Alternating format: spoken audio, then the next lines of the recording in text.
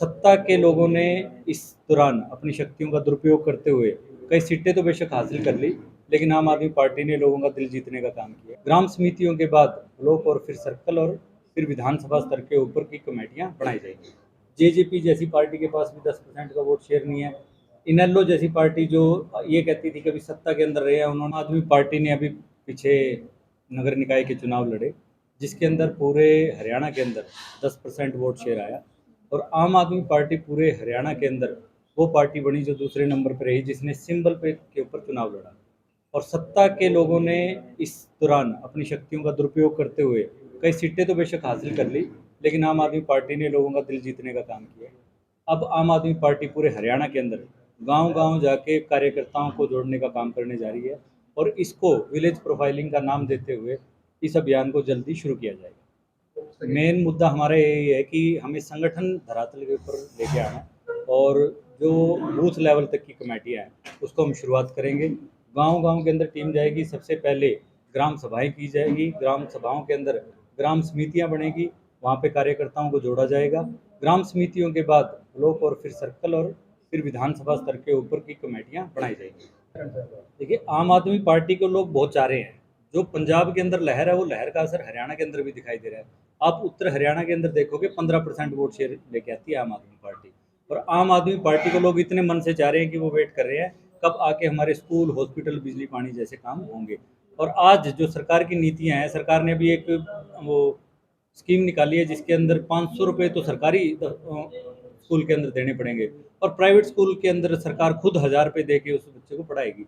134 ए ने सबसे पहले शिक्षा का भत्ता बिठाया। 134 ए के दौरान इन्होंने एक तरीका बना दिया कि बच्चे प्राइवेट सरकारी स्कूल से प्राइवेट की तरफ जाए, और फिर उसको उनको बंद कर दिया गया। प्राइवेट स्कूलों की फीस नहीं दी गई, पैसा नहीं दिया गया सरकार की तरफ से जो आना था।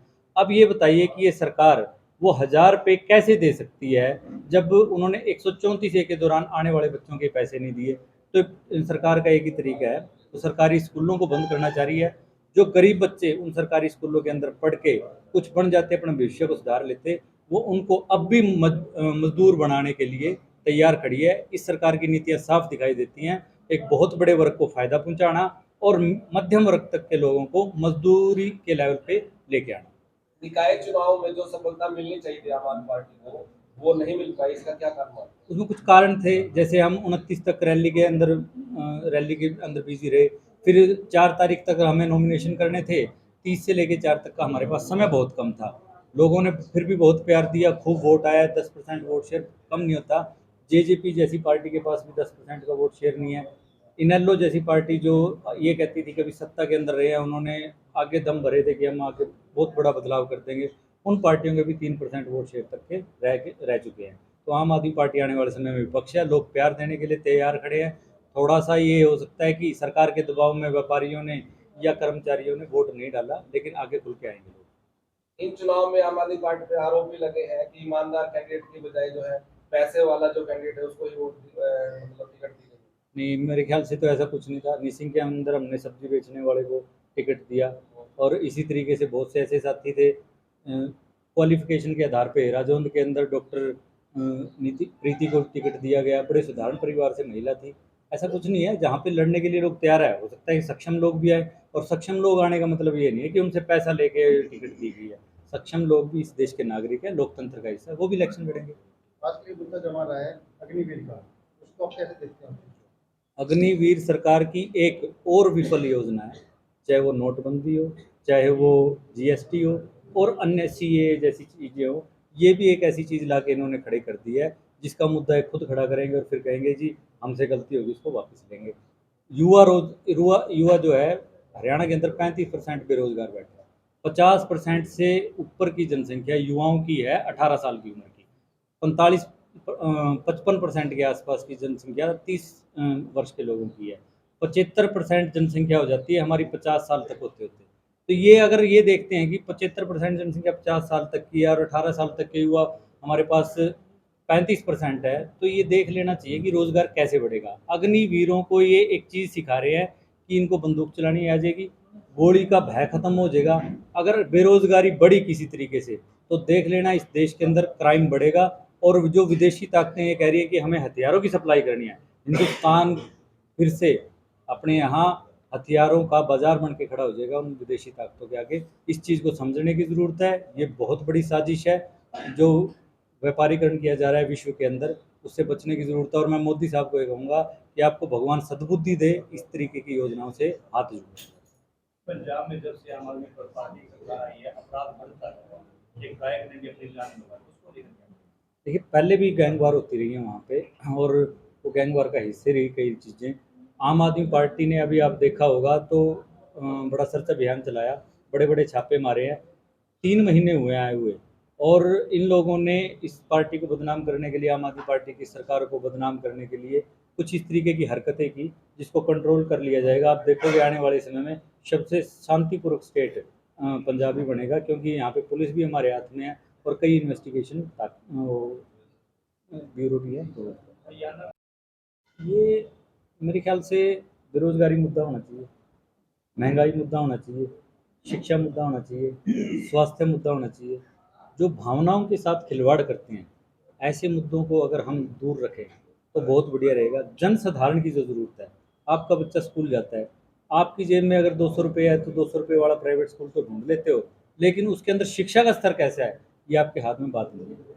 अपना मुद्दा ये होना चाहिए कि अच्छी शिक्षा मेरे को फ्री में कैसे मिलेगी या कम पैसे में कैसे मिलेगी। अगर ये मुद्दे बनते हैं तो मुझे लगता है कि इस देश का सुधार हो सकता है। बड़ी बड़ी बिल्डिंगें हर प्रदेश में, हर शहर में के अंदर बन रही है। आपके शहर के अंदर हॉस्पिटल जरूर बनेगा, लेकिन वहाँ पे डॉक्टर नहीं मिलेंगे आपको। अगर प्रसव के अंदर महिला चली जाती है तो कितने ऐसी केसेज हैं जहाँ पे बाथरूम के अंदर या महिला टॉयलेट करने गई, वहाँ पे प्रसव हो गया और डॉक्टरों ने संभाला तक नहीं है। एक्सीडेंट हो जाता है तो यहाँ से रेफ़र कर दिया जाता है चंडीगढ़ के लिए, रोहतक के लिए। हमारे यहाँ डॉक्टर्स में मुद्दे ये होने चाहिए। मुद्दा ये नहीं है कि नई बिल्डिंग बनानी है, उसके ऊपर सोफ़ा कैसा बिछाया जाए, ये हमारे मुद्दे हैं। आम आदमी पार्टी भी शिक्षा और स्वास्थ्य का नाम लेती है, लेकिन रोजगार का तो वो भी नहीं देती। महंगाई कैसे कम करे, वो उसके लिए भी आवाज नहीं उठाती। नहीं, आम आदमी पार्टी ने दिल्ली के अंदर रोज़गार मेले लगाए, जहाँ पे रोज़गार मेलों के अंदर हज़ारों बच्चों को रोज़गार दिया गया। पंजाब के अंदर भी यही चीज़ तैयार की जा रही है। बाहर से हम व्यापारियों को बुला रहे हैं जो फैक्ट्रियाँ लगाएँ, उद्योग धंधे लगाएँ, उन उद्योग धंधों के माध्यम से वहाँ पे नौकरियाँ जनरेट की जाएंगी। और एक और चीज़ सोच लीजिए, अगर आपका एक स्कूल बंद होता है तब समझ लीजिए 30 मास्टरों की तो सैलरी गई, नौकरी गई। कच्चे कर वहाँ पे डी ग्रेड, जो डी क्लास के कर्मचारी थे वो चले जाते हैं, क्लैरिकल चला जाता है। तो रोज़गार तो आएगा जब हम शिक्षा के ऊपर ध्यान देंगे, रोज़गार उसके स्वास्थ्य के ऊपर ध्यान देंगे तो रोज़गार बहुत आएगा। डॉक्टर्स की ज़रूरत है, नर्सों की। अग्निपथ योजना का लगातार विरोध किया जा रहा है, खामी क्या नजर आई आपको? अग्निपथ योजना, जब हम ये कहते थे बच्चा नौकरी पे लग जाएगा तो उसकी शादी करेंगे, जब वो मंडप पे बैठा होगा रिश्ता करने जाएंगे ना, ये पूछेंगे लड़का नौकरी पे है, रिटायर हो लिया। ये तो सबसे बड़ी खामी है। आपने उसको 4 साल नौकरी करके कह दिया कि आप घर चले जाइए। अगर पहले से रोजगार है तो पहले बच्चों को रोजगार दे दीजिए ना। तो आर्मी में भेजने की क्या जरूरत है? वो कहते हैं जी आर्मी से रिटायर होने वाले बच्चों को हम रोजगार देंगे। अभी तो आप दे नहीं पा रहे, फिर कैसे दोगे? ये तो बेरोजगारी की संख्या और बढ़ने वाली है। तो खामी तो सबसे ऊपर है। शरारती तत्व बढ़ेंगे, जो लूटपाट की घटनाएं हैं वो बढ़ने लग जाएगी। आप कैसे कंट्रोल करोगे इन लोगों को? तो ये इसमें तो खामियां ही खामियां हैं, अच्छाई तो मुझे कोई दिखाई नहीं देती। आम आदमी पार्टी के पास क्या प्लान है कि युवाओं को रोजगार दे? आम आदमी पार्टी ये कहती है कि अगर सरकारी संस्थाओं की संख्या बढ़ेगी, सरकारी संस्थाओं को मजबूत किया जाएगा तो सरकारी नौकरियां बढ़ेंगी। अगर देश के अंदर शांति होगी, प्रदेश के अंदर शांति होगी, तो बाहर से कंपनीज आएंगी, वो अपनी फैक्ट्री उद्योग धंधे लगाएंगी, वहाँ पे रोजगार बढ़ेगा। पिछले 7-8 साल के अंदर कौन सा ऐसा मुद्दा है जिसमें जान गंवा के उस मुद्दे का हल नहीं हुआ? आम आदमी पार्टी आने के बाद शांतिपूर्ण माहौल बनाएगी, जिससे बाहर की कंपनियां आके यहाँ पे अपने उद्योग धंधे स्थापित करके लोगों को नौकरियां देंगे। खट्टर सरकार के सामने कोई भी मुद्दा आया, उसके अंदर लोगों को जान गंवानी पड़ी है, चाहे वो अ, धर्म से संबंधित मुद्दा हो, चाहे वो किसान आंदोलन का मुद्दा हो, चाहे वो आरक्षण से लेके मुद्दा हो, अन्य कोई भी मुद्दा हो, वहाँ पे लोगों ने जान गंवाई है। अब मैयड वहाँ पे बरवाड़ा के अंदर बैठे हुए साथी में एक हमारे साथी थे, 54 साल के किसान थे, जिनको लाठी से मारा गया, उसके पीछे घाव भी है। लाठी से उस व्यक्ति की जान जाती है, पुलिस की लाठी लगने से, और ये बोल दिया जाता है ट्रैक्टर के नीचे आने से जान गई। इतना गुमराह करते, इतनी झूठ बोलती है। तो झूठ के पाँव नहीं होते, ये लोग सिर्फ सपने दिखा सकते हैं, सपनों के सौदागर है। आम आदमी पार्टी धरातल पे काम करने वाली पार्टी है, लोगों को रोजगार देगी। कुलदीप बिश्नोई नई पारी खेलने के मूड में ये तो रोज क्या नहीं, लगता है? बहुत नई पारियां खेल दी। इनको तो मैच खेलने की आदत है, फ्रेंडली भी खेल लेते हैं और सारे खेल चुके हैं लोग। जनता है वो बता देगी कि आप सफल हुए असफल हुए। तो सर अभी जिला परिषद के चुनाव होने वाले हैं, उनके लेकर के क्या तैयारी है? जिला परिषद के लिए आम आदमी पार्टी पूरी तैयार है और सिंबल के ऊपर चुनाव लड़ेगी।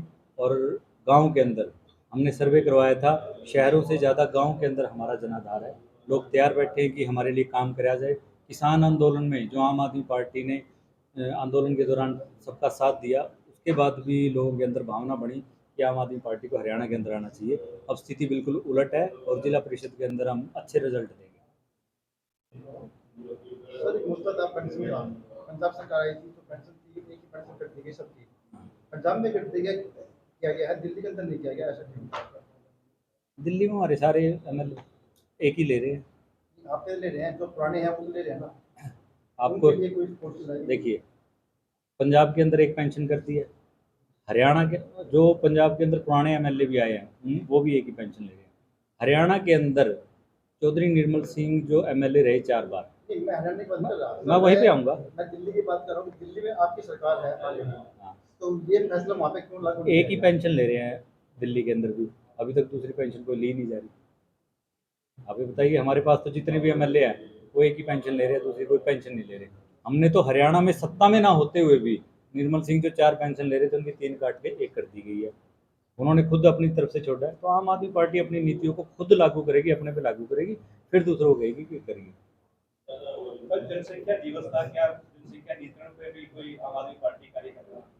ये तो सरकार देखिए कर सकती है, या तो समाज सेवा के आधार पे जन जागरण कोई अभियान नीति चलाएंगे। लाए? आम आदमी पार्टी हर नीति को अपनाएगी। ये राष्ट्रीय मुद्दे हैं, इन राष्ट्रीय मुद्दों को हमें लोकसभा के अंदर पारित करके फिर आगे काम करने की ज़रूरत है। इनके ऊपर शायद सत्ता के अंदर बैठे हुए लोगों से सवाल पूछने की। राष्ट्रपति चुनाव में किसका साथ देने का? अभी पार्टी तय करेगी, अभी तो सोचा अभी कोई रूपरेखा तैयार नहीं। अभी मेरे पास इसकी कोई जानकारी नहीं है, क्योंकि जो जानकारी होगी राज्यसभा सांसदों तक वहाँ तक पहुँच जाएगी। संविधान और जीत के लिए कोई विशेष बात? सफेदों और जींद के अंदर हम एक बात कहेंगे, इन लोगों ने सत्ता परिवर्तन किया है लेकिन इनका कभी सुधार नहीं हुआ। यहाँ बड़े बड़े नेता आए, बड़े बड़े रैलियाँ हुई, लेकिन इस क्षेत्र को दूसरे क्षेत्रों से कम विकास हुआ। आज भी हम देखते हैं तो टूटी हुई सड़कें मिलती हैं, कहीं पे भी बच्चों के पास रोजगार नहीं है। अगर सुबह देखोगे तो बसों के ऊपर लटके हुए मिलते हैं बच्चे। तो यहाँ पे बहुत काम करने की ज़रूरत है। आम आदमी पार्टी आने के बाद इन सारे कामों के ऊपर काम करेगी। किसी के बच्चे को वो लटकती बस के ऊपर लटकने की वजह से जान लगवानी पड़े, इन छोटी छोटी बातों के जो बड़े महत्वपूर्ण मुद्दे हैं इनके ऊपर काम करेंगे। मीडिया के माध्यम से क्या संदेश देना चाहेंगे? मैं मीडिया के माध्यम से एक ही बात कहना चाहूँगा, जितने भी साथी यहाँ आपके चैनल के माध्यम से सुन रहे हैं, मैं उनसे सबसे एक अनुरोध करूँगा, आम आदमी पार्टी जन सुविधाओं के मुद्दे लेके आई है, आपके लिए काम करने के लिए लेके आई है। जितने भी अच्छे लोग हैं इस आम आदमी पार्टी को ज्वाइन कीजिए, जो ये चाहते हैं कि हरियाणा बदले, देश बदले, और इस देश को बदलने के लिए आम आदमी पार्टी की सदस्यता लीजिए और इसके अंदर बढ़ चढ़ के भाग। सबसे पहले तो मैं आज हमारे सफेदो रेस्ट हाउस के अंदर शहर संगठन मंत्री श्री सुखबीर चहल जी सफेदों में आई संगठन की मजबूती के लिए। जो सभी आम आदमी पार्टी के पूर्व पदाधिकारी व तमाम जो आम आदमी पार्टी के सदस्य हैं, उनको जिस तरीके से विलेज और शहर के अंदर, वार्ड के अंदर जो प्रोजेक्ट लेकर आए हैं, जो आदरणीय श्री अरविंद केजरीवाल जी की जो नीति है वो आम जन तक कैसे पहुँचे, जैसे बिजली है, पानी है, स्वास्थ्य है, शिक्षा है, चिकित्सा है और रोजगार की बात है, जिस तरीके से महंगाई की बात है, और संगठन को किस तरीके से धरातल पर मजबूत किया जाए। इसके साथ साथ में हमारे बीच में सफेदौर जिले के लिए बड़े गौरव की बात है, हमारे बीच में हमारे बड़े भाई डॉक्टर मेजर रोशन जी, जो सैनिक प्रकोष्ठ और हेल्थ चिकित्सा के, इनको जो प्रदेश की जो जिम्मेवारी दी गई है, हम इनका भी यहाँ पर पहुँचने पर हार्दिक स्वागत और अभिनंदन करते हैं। साथ में हमारे मध्य जो उनके भाई आज़ाद बालसे जी और बड़ौदा से सरपंच साहब, जितने भी तमाम पदाधिकारी, श्री सुभाष जी, जितने भी तमाम पदाधिकारी यहाँ पर आए हैं, मैं इन सब का और आप मीडिया के साथियों का सफेदों के इस PWD रेस्ट हाउस में पहुँचने पर हार्दिक अभिनंदन करता हूँ, स्वागत करता हूँ। आज किन किन मुद्दों के ऊपर चर्चा हुई है? संगठन की मजबूती के लिए क्या करने वाला है?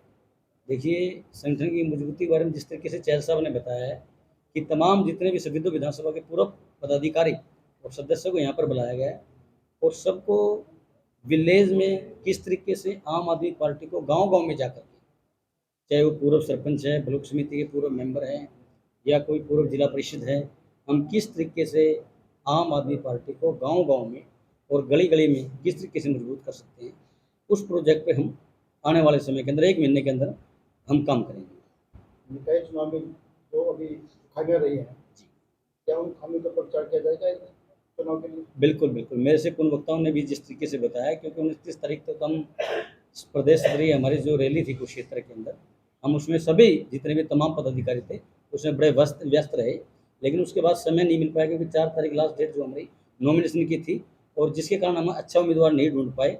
और उसके बावजूद भी मैं सफेद और पूरे प्रदेश की जनता का इस बात के लिए बड़ा धन्यवादी हूँ और आभार व्यक्त करता हूँ कि उसके बाद भी 10% वोट शेयर हमारे को दिया। तो इसके लिए हम पूरे प्रदेश की जनता का हम धन्यवाद करते हैं। तो आप मानते हैं कि आपसे चूक हुई अच्छे प्रतिनिधि चूज करने के? देखिए, हम उसको चूक तो नहीं कह सकते, क्योंकि उसके लिए हमारे पास समय जो था बहुत ही कम था, क्योंकि 29 की रैली थी, 29 के बाद 4 तारीख जो थी लास्ट डेट थी नॉमिनेशन की, तो इसलिए समय का थोड़ा अभाव था। और क्या विकल्प विशेष उनका से?